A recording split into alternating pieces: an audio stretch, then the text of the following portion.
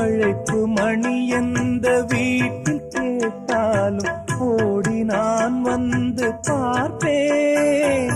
சென்றல் என் வாசல் தீண்டவே இல்லை, கண்ணில் வெந்நீரை வார்த்தேன்.